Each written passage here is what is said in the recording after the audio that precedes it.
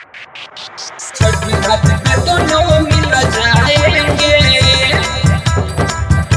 छठी घाट पे दोनों मिल जाएंगे। और लगते हैं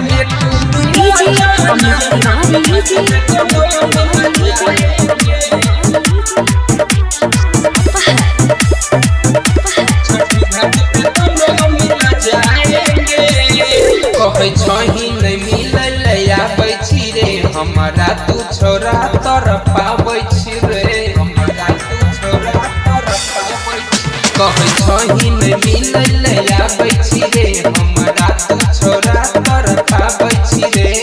सोच सबर के या जाना हम वही फूल झरिया उड़ाएंगे, और देने तुम यहाँ जाना छठी घाट पे दोनों मिल जाएंगे, और देने तुम यहाँ जाना छठी घाट पे दोनों मिल जाएंगे, छठी घाट पे दोनों मिल जाएंगे, छठी घाट पे दोनों मिल जाएंगे। और देने तुम यहाँ जाना छठी घाट पे दोनों मिल जाएंगे। करो न कहै तो छठी माई के घाट पे, और घाट ओइहे रानी है तो मुलाकात गे।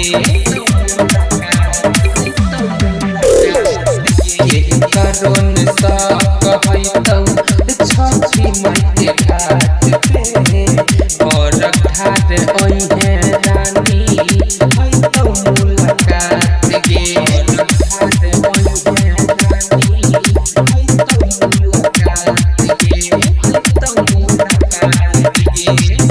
सब कुछ बताई दे बहू गोरी तोरा फोन पर, कखनी मिल भी हम लगई रिंगटोन पर। छठी घाट पे दोनों मिल जाएंगे, छठी घाट पे दोनों मिल जाएंगे। और देने तुम यहाँ जाना छठी घाट पे दोनों मिल जाएंगे।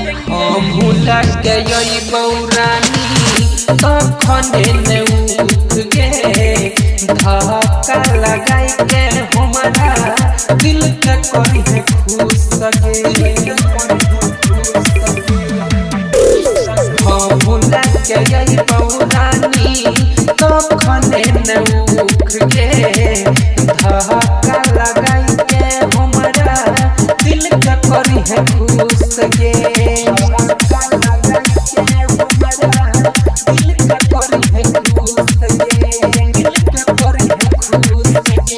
ठीक से नहीं जानै छही सौरभ सम्राट के, जिंदगी भर खै